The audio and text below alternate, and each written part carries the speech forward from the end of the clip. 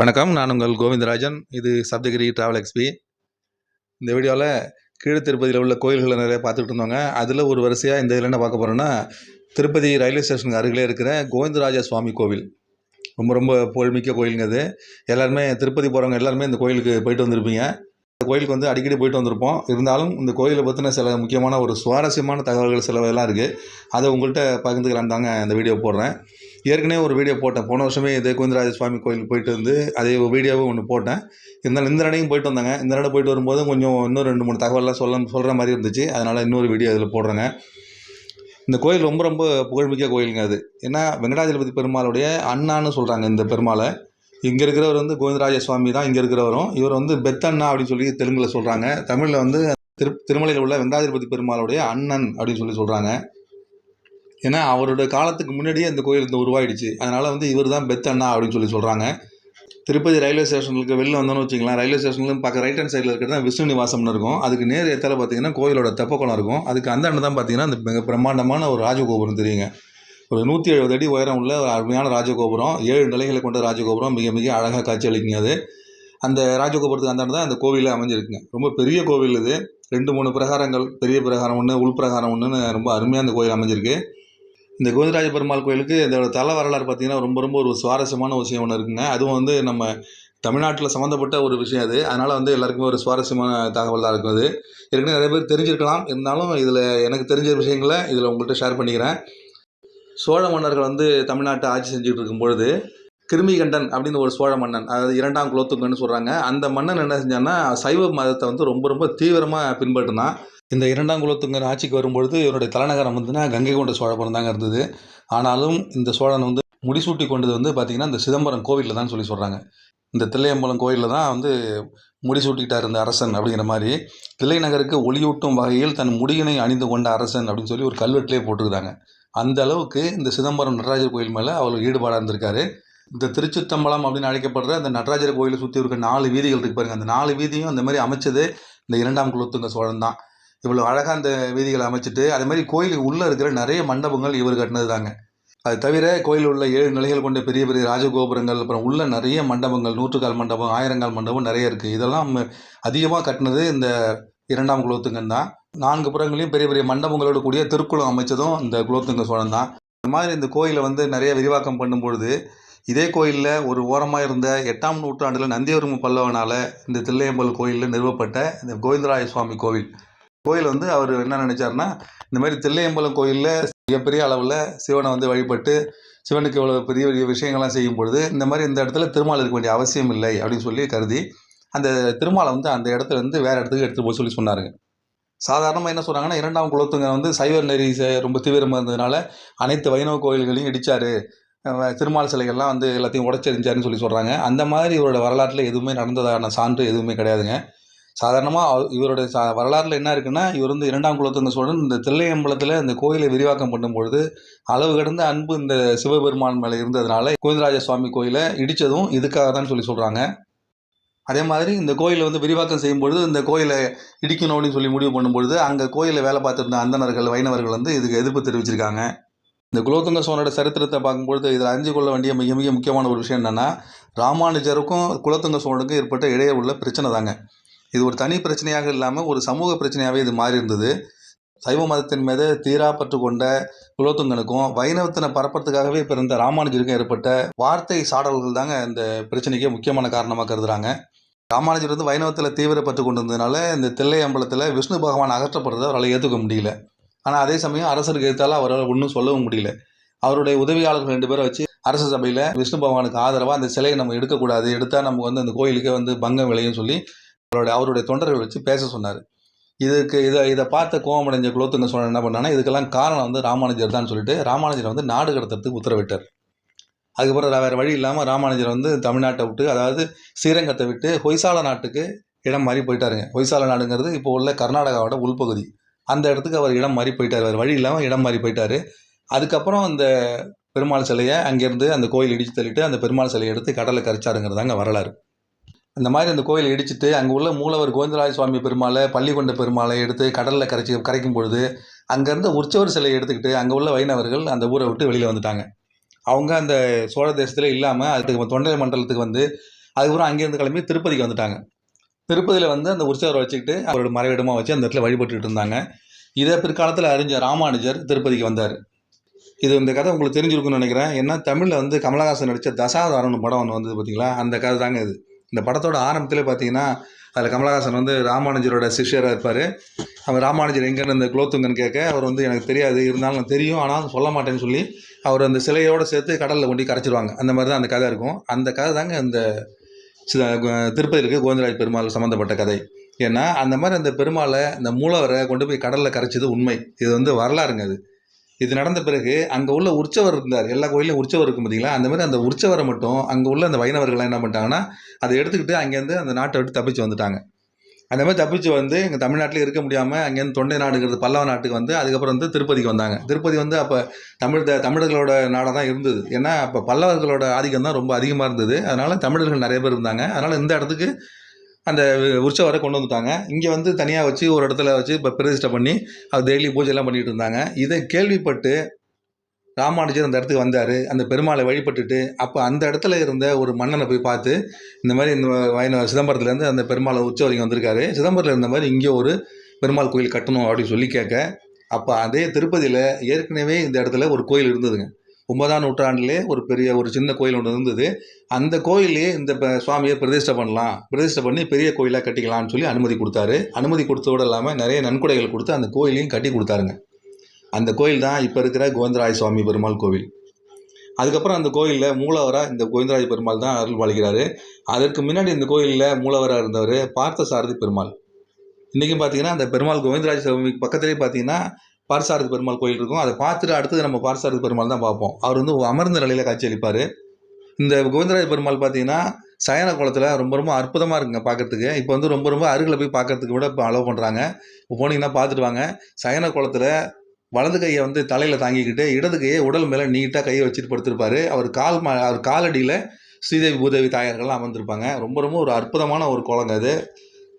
மிகப்பெரிய அந்த ஆதிசேஷன் மேலே அழகாக படுத்திருப்பார் பெருமாள். அவ்வளோ பெரிய சிலையை இந்த இடத்துல பிரதிஷ்டை பண்ணி அந்த கோயிலுக்கு மூலவராக அதுக்கப்புறம் தான் செய்ய ஆரம்பித்தாங்க. இதில் இந்த கோயிலில் இன்னொரு முக்கியமான விசேஷம் என்னென்னா, சாதாரணமாக பெருமாளுடைய கோலங்கள் பார்த்திங்கன்னா 3 கோலங்கள் சொல்லுவாங்க. நின்றான், இருந்தான், கிடந்தான் அப்படின்னு சொல்லுவாங்க. அந்த மாதிரி 3 விதமான கோலங்களும் இந்த இடத்துல இருக்குங்க. இந்த கடைசியாக இருக்கிற கிடந்தான் அப்படிங்கிறது தான் இப்போ இருக்கிற கோவிந்தராஜ சுவாமி கோவில். இப்போ இருக்கிற கோவிந்தராஜ சுவாமி சயன குளத்தில் படுத்திருக்காரு. அதுக்கடுத்தது இருந்தான் அப்படின்னா வந்து உட்கார்ந்த நிலையில் அமர்ந்த நிலையில் இருக்கிறது. அமர்ந்த நிலையில் இருக்கிறது தான் பார்த்தசாரதி பெருமாள். பக்கத்தில் இருக்கிற பார்த்தீங்களா, அவர் வந்து பார்த்தசாரதி பெருமாள் அமர்ந்த நிலையில் காட்சி கொடுக்குறாரு. இங்கே திருவல்லிக்கணியில் கூட பார்த்தசாரதி பெருமாள் இருக்கார். நல்ல பெரிய மீசை வச்சுக்கிட்டு நின்ற குளத்தில் பிரம்மாண்டமாக அழகாக இருப்பார் பார்க்கறதுக்கு. அங்கே உள்ள பார்த்தசாரதி பெருமாள் அமர்ந்த குளத்தில் இருக்காருங்க. ரொம்ப ரொம்ப அற்புதமாக இருக்கும் அந்த பார்க்கறதுக்கு அதனோட நிலை. அதுக்கப்புறம் பார்த்தீங்கன்னா அந்த சுவாமி வழிபட்டுட்டு வெளியில் வந்தோம்னா அடுத்து ஆண்டாள் சன்னதி இருக்கும். அதை தாண்டி அந்தாண்ட வந்தோம்னா தனியாக ஒரு சன்னதி இருக்குங்க. அங்கே வந்து கல்யாண வெங்கடேஸ்வர பெருமாள் நின்ற குளத்தில் காட்சி அளிக்கிறார்.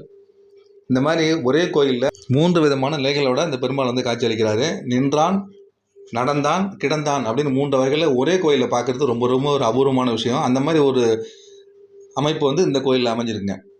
சாதாரணமாக ஒரு கோயில் வந்து ஒரு பெருமாள் தான் பார்க்க முடியும். ஆனால் இந்த இடத்துல 3 பெருமாளையும் பார்க்க முடியுது. ஆனால் ஏற்கனவே 9ஆம் நூற்றாண்டிலே இந்த பார்த்தசாரதி பெருமாள் தான் இந்த கோயிலுக்கு மூலவராக இருந்திருக்காரு. அந்த கோயில் வந்து சின்ன கோயிலாக இருந்திருக்குங்க. அதுக்கப்புறம் 1130வது ஆண்டுகளில் தான் ராமானுஜர் இந்த இடத்துக்கு வந்து கோவிந்தராஜ பெருமாளை பிரதிஷ்டை பண்ணி இந்த கோயிலை வந்து பெருசாக கட்டினதுங்க. அதுக்கப்புறம் வெளிப்பிரகாரம், அதுக்கப்புறம் ராஜகோபுரம் இதெல்லாம் தனித்தனியாக ஒருத்தர் கட்டினது. வெளிப்பிரகாரம் வந்து கிருஷ்ணதேவராயர் காலத்தில் கட்டினது. அந்த ராஜகோபுரம் திருப்பதியை ஆண்ட ஒரு மன்னர் ஒருத்தர் இருந்தார். அவர் தான் அந்த ராஜகோபுரத்தை தனியாக கட்டினார். சுமார் 50 மீட்டர் உயரம், கிட்டத்தட்ட ஒரு 170 அடி உயரத்தோட ரொம்ப ரொம்ப கம்பீரமாக காட்சி அளிக்குதுங்க அந்த ராஜகோபுரம். கோயில் வந்து ரொம்ப ரொம்ப பெரிய கோயிலுங்க. அது நம்ம வெளியிலேருந்து பார்த்தோம்னா அந்த கோபுரம் தெரியும். அது தாண்டி கோபுரத்துக்கு போகிறதுக்கே ஒரு 100-200 மீட்டர் உள்ளே போய் தான் போக முடியும். அதுக்கப்புறம் பார்த்தீங்கன்னா அடுத்தடுத்து 2-3 நிலைகள் தாண்டி தான் அந்த உள்ளேயே போய் இப்போ சேர முடியும். அடுத்த இன்னொரு கோபுரம் இருக்கும். அந்த கோபுரம் தாண்டி போனோம்னா வழிநடுக சன்னதிகள் இருக்கும். ராமானுஜர் சன்னதி, மகாலட்சுமி தாயார் சன்னதி இதெல்லாம் இருக்கும். அதை தாண்டி அடுத்து போனோம்னா அப்புறம் வெளிப்பிரகாரம் ஒன்று இருக்கும். அந்த பிரகாரத்தில் தான் நின்ற குளத்தில் இருக்கிற அந்த கல்யாண வெங்கடேஸ்வர பெருமாள்லாம் இருக்கார். அதையும் தாண்டி உள் பிரகாரத்தில் தான் இந்த கோவிந்தராஜ சுவாமியும் பார்த்தசாரதி பெருமாளும் இருக்காருங்க. இந்த மாதிரி அடுக்கடுக்காக நிறைய கோபுரங்களை தாண்டி தான் இந்த பெருமாள் கோயிலை போய் அடைய முடியும். அவ்வளோ பெரிய கோயிலுங்க அது. இந்த 4 மாட வீதியிலையும் சுற்றி இப்போ நிறைய கடைகள்லாம் வந்துருச்சு. நிறைய வீடுகள், நிறைய ஹோட்டல்ஸ்லாம் வந்திருக்கு. அதில் இடது பக்கம் ரோட்டில் போனோம்னா அந்த கோயிலுக்கான தனியாக பார்க்கிங்காக இருக்குங்க. கோயிலோட இடது பக்கம் பார்த்தோம்னா அந்த ரோடு இருக்கும், அந்த சன்னதி தெரு. அந்த தெற்கு மட வளாகத்தில் தான் கோயிலோட பார்க்கிங் இருக்குது. நிறைய பேருக்கு தெரியாது. காரில் போனோம்னா அந்த இடத்துல பார்க்கிங் பண்ணுறதுக்கு இடமே இருக்குங்க. இந்த கோயிலோட முக்கியமான சிறப்பு என்னென்னு பார்த்தீங்கன்னா, அந்த சிதம்பரத்தில் உள்ள பள்ளிகொண்ட பெருமாள் தான் இதே இடத்துலயே வந்து காட்சி தர்றாரு அப்படிங்கிறது தான் முக்கியமான விஷயம். அப்போ வந்து அந்த சோழனுக்கு பயந்துகிட்டு அந்த உற்சவர் எடுத்துகிட்டு இங்கே வந்ததுனால தான் இந்த கோயிலே உருவாச்சு. அதுக்கப்புறம் காலம் முடிஞ்ச பிறகு, அப்புறம் சோழர்கள் ஆட்சி காலம் முடிஞ்ச பிறகு, திரும்பவும் சாதாரணமாக எல்லா மக்களும் ஒழுங்காக வாழ ஆரம்பித்த பிறகு, அந்த உற்சவர் வந்து திரும்பவும் அந்த சிதம்பரத்துக்கு எடுத்துகிட்டு போயிட்டாங்க. திரும்ப இந்த உற்சவர் வந்து இந்த இடத்துல இல்லைங்க. திரும்பவும் கொஞ்ச நாள் கழித்து திரும்பவும் அந்த உற்சவர் வந்து சிதம்பரத்துக்கே போயிடுச்சு. அதுக்கப்புறம் அந்த மூலவர் மட்டும் இங்கேயே தங்கிட்டார். இந்த மூலவர் வந்து பிரதிஷ்டை பண்ணதுலேருந்து இந்த கோயில் வந்து ரொம்ப ரொம்ப பெரிய ஃபேமஸ் ஆகி போச்சுங்க அந்த கோவில். திருமலையில் இருக்கிற மாதிரியே இங்கேயும் பார்த்தீங்கன்னா கோயிலுக்குள்ளார வந்து செல்ஃபோன்ஸ்லாம் எடுத்துகிட்டு போக முடியாது.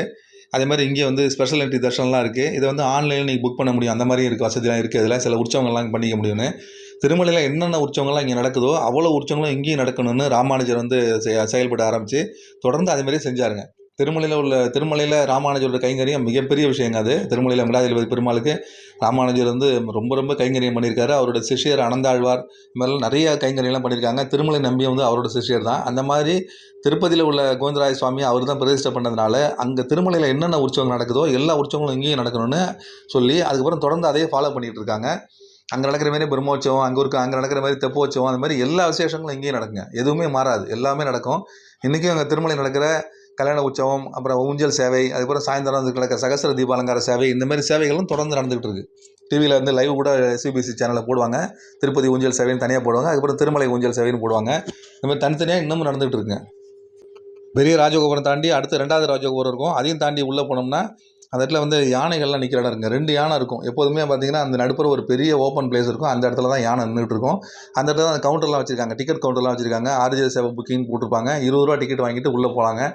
ஸ்பெஷல் என்ட்ரி தர்ஷனா ₹20 டிக்கெட் தான் அது. அதை வாங்கிட்டு உள்ளே போகலாம். அந்த யானைகள் பார்த்தீங்கன்னா ஒரு விசேஷம். அந்த திருப்பதியில் உள்ள யானைகளில் நீங்கள் சாதாரணமாக யானைகள்னால் என்ன செய்வீங்க, நீங்கள் கிட்ட போனீங்கன்னா உங்களுக்கு வந்து கையில் பணம் கொடுத்தீங்கன்னா அதை வாங்கிட்டு ஆசீர்வாதம் பண்ணும். இதுதான் வந்து யானைகளோட நடைமுறையாக பழக்கி வச்சுருக்காங்க. ஆனால் இந்த திருப்பதிலையும் சரி திருமலையிலையும் சரி அந்த யானைகள் வந்து உங்கள்கிட்ட பணமே வாங்காது. ஆசீர்வாதம் மட்டும்தான் பண்ணுங்க.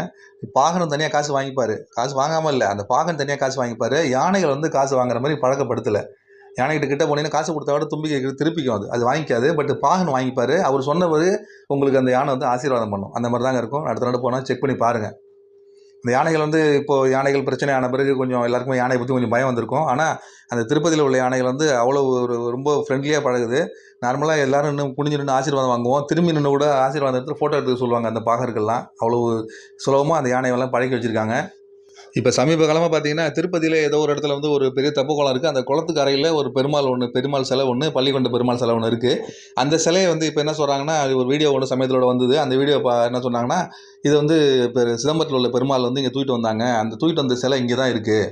அந்த சிலையை வந்து உள்ள கோயில் வைக்கல, அந்த சிலை இங்கேயே கிடக்குது. ஆனால் ஒரிஜினலாக சிதம்பரத்தில் வந்த சிலை இதுதான் சொல்லிட்டு இருந்தாங்க. எனக்கு தெரிஞ்சு அந்த மாதிரி எதுவும் வரலாறு கிடையாதுங்க. ஏன்னா சிதம்பரத்துலேருந்து தூக்கிட்டு வந்தது வந்து உற்சவர் சிலை மட்டும்தான். மூலவர் வந்து இங்கே தூக்கிட்டுலாம் வரல. ஏன்னா மூலவர் வந்து பிரம்மாண்டமாக இருப்பார். 16 அடி லென்த்தில் ஆதிசேஷனோட சேர்ந்து மிகப்பெரிய பிரம்மாண்டமாக இருப்பார். டன் கணக்கில் வெயிட் இருக்கும். அவ்வளோ பெரிய சிலையெல்லாம் இங்கே தூக்கிட்டு வரதுலாம் வழியே கிடையாதுங்க. சிலையை அதே இடத்துல வச்சு செஞ்சால் தான் அந்த சிலையெல்லாம் செஞ்சுருப்பாங்க. தூக்கிட்டு வந்துலாம் சிலையை வைக்க முடியாது. அந்த இடத்துல உள்ள பாறைகளை வச்சு அந்த பாறையில் அதே இடத்துல பெருமாள் சிலை செஞ்சுட்டு சுற்றி கோயிலை கட்டுவாங்க. இந்த மாதிரி தான் பெரிய பெரிய சிலைகள்லாம் உருவாயிருக்கு. அதனால் அந்த மூலவர் அங்கேருந்து எடுத்துகிட்டு வரலைங்க. மூலவரை வந்து தண்ணியில் கொண்டு கரைச்சதுங்கிறது வந்து வரலாறு. ஏன்னா இது வந்து பழங்காலத்துலேருந்து இது மாதிரி தான் இருக்குது. அங்கேருந்து அந்த மாதிரி செய்யும்பொழுது உற்சவர் தான் திரும்ப தூக்கிட்டு வந்தாங்கங்கிறது தான் இங்கே இருக்குது. ராமானுஜர் சொன்னது. ராமானுஜர் அந்த உற்சவரை வச்சு தான் தனியாக இங்கே ஒரு மூலவரை பெரிய கருங்கல் சிலையை பிரதிஷ்டை பண்ணார். அந்த மாதிரி தான் இருக்குது. அதுக்கப்புறம் இப்போ அந்த பிரச்சனைலாம் முடிஞ்ச பிறகு அந்த உற்சவரும் திரும்ப தூக்கிட்டு போயிட்டாங்கிறதாங்க உண்மை. ஏன்னா அந்த அவங்களோட கோயில் வரலாறுலேயே இப்படி தான் இருக்குது. அதனால் இங்கே திருப்பதியில் ஒரு கோயில் இருக்குது, திருப்பதியில் ஒரு பெருமாள் சிலை இருக்குது. அது வந்து இதுதான் அந்த சிதம்பரத்தில் வந்த சிலை அப்படிங்கிறதுலாம் வந்து ஒரு நம்பத்தகுந்த செய்தியாக இல்லைங்க. வாய்ப்பு இருக்கவங்க அதையும் போய் வேணால் பார்த்துட்டு வாங்க. இதில் ஒன்றும் எதுவுமே ப்ரூஃப் பண்ண முடியாதுங்க அது. ஏன்னா அதுவும் அவங்கவுங்க சொல்கிறது விருப்பம். அவங்க சொல்கிறது வந்து அவங்களோட விருப்பம். நம்புறது நம்பாததும் நம்மளோட விருப்பங்க அது. கோயிலுக்கு உள்ளே போய் தரிசனம் பண்ணிவிட்டு திரும்ப வெளியில் வந்தோம்னு வச்சுக்கோங்க. வெளியிலே பார்த்தீங்கன்னா பெரிய ஒரு பித்தளையில் பெரிய போர்டு வச்சுருக்காங்க. அந்த போர்டில் அழகாக பதிச்சு வச்சுருக்காங்க. அதாவது கல்வெட்டு மாதிரி பித்தளை போர்டில் அதில் வந்து ஃபுல்லாக பதிச்சு வச்சுருக்காங்க. அதில் ஃபுல்லாக அந்த கோயிலோட வரலாறு இருக்குங்க. அதில் பார்த்தீங்கன்னா கரெக்டாக நான் சொன்ன கதை எல்லாமே அதில் இருக்குது. சிதம்பரத்தில் அதுமாரி அந்த சோழன் வந்தார், சிலையை வந்து அழிச்சிட்டதுனால அங்கே உள்ள உற்சவர் வந்து இங்கே தூக்கிட்டு வந்துட்டாங்க. அதுக்கப்புறம் ராமானுஜர் வந்து தலையிட்டு இந்த இடத்துல ஒரு தனியாக ஒரு கோயிலை உருவாக்கினார் அப்படின்னு அந்த கதை வந்து அந்த பெரிய போர்டில் அழகாக போட்டிருக்காங்க. திருப்பதிக்கு வரும்போது கண்டிப்பாக நம்ம எப்போதுமே பத்மா தாயார் கோயிலுக்கும் அந்த கோவிந்தராஜ சுவாமி கோயிலுக்கும் பார்த்துட்டு தான் வருவோம். இப்போ பார்த்தீங்கன்னா திருப்பதியில் ஏகப்பட்ட கோயில் ஆகிடுச்சிங்க. நிறைய கோயில் எல்லாமே பெரிய பெரிய லெவல் கொண்டு வந்துட்டாங்க. இந்த திருமலா திருப்பதி தேவஸ்தானம் எந்தெந்த கோயிலெலாம் எடுக்கிறாங்களோ அந்தந்த கோயிலெலாம் பார்த்தீங்கன்னா ரொம்ப ரொம்ப புகழ்பெற்றுருக்கு. இந்த கோவிந்தராஜ பெருமாள் கோயிலும் டிடிடி நிர்வாகத்தில் தான் இருக்குது. இப்போ கீழே பார்த்தீங்கன்னா பத்மா தாயார் கோயில், அதுக்கப்புறம் இந்த கோவிந்தராஜ பெருமாள் கோவில், அதுக்கப்புறம் இந்த கோதண்டராமர் கோவில், அப்புறம் கபில தீர்த்தம், இஸ்கான் டெம்பிள், இந்த மாதிரி நிறைய கோயில்கள் இருக்குங்க. அது தவிர வகலமாதா கோயில் இருக்குது, அகஸ்தீஸ்வர சுவாமி கோயில் இருக்குது, கல்யாண வெங்கடேஸ்வர பெருமாள் கோயில் இருக்குது. இந்த மாதிரி நிறைய கோயில்கள் இப்போ வந்துருச்சு. எல்லா கோயிலும் நம்ம ஒரு தடவை போகும்போது பார்த்துட்டு வர முடியாதுங்க. வாய்ப்பு இருக்கும்போது 2 கோயிலுக்கு மாற்றி மாற்றி போயிட்டு வரலாம். கண்டிப்பாக எல்லாரும் திருமலைக்கு போகிறதுக்கு முன்னாடி பார்க்க வேண்டிய கோயில் பார்த்தீங்கன்னா அந்த அலமேலு மங்காபுரம் தாயார் பத்மா தாயார் கோயிலும் இந்த கோவிந்தராஜ சுவாமி கோயிலும் கண்டிப்பாக பார்க்க வேண்டிய கோயிலுங்க. இவங்கள்ட்ட வந்து தரிசனம் வாங்கிட்டு அதுக்கப்புறம் தான் மேலே போகணுங்கிறது தான் ஐதீகம். வாய்ப்பு இருக்கவங்க அதுமாதிரி ட்ரை பண்ணி பாருங்கள். இந்த கோவிந்தராஜ சுவாமி கோயில் ரொம்ப ரொம்ப ஒரு பிரபலமான வரலாறு உள்ள கோயில் இது. இந்த வரலாறு தெரிஞ்சுக்கிட்டு இந்த பெருமாளை பார்க்க போகும்போது நமக்கு வந்து அந்த கதையெல்லாம் ஞாபகத்துக்கு வருங்க. இந்த மாதிரி சிதம்பரத்தில் நடந்தது, திரும்ப அந்த மாதிரி சினிமாவில் கூட நம்ம மாதிரி காமிச்சாங்க அப்படின்னு தெரிஞ்சுட்டு போனோம்னா நமக்கு அந்த கோயிலை பார்க்கும்போது ஒரு சுவாரஸ்யமாக இருக்கும். அதனால தாங்க இந்த பதிவை இதில் போடுறேன். வாய்ப்பு இருக்கவங்க இந்த கோயிலை போய் பார்த்துட்டு வாங்க. மறுபடியும் இந்த மாதிரி திருமலா திருப்பதி அப்டேட்ஸோடு உங்களை மீண்டும் சந்திக்கிறேன். நன்றி, வணக்கம்.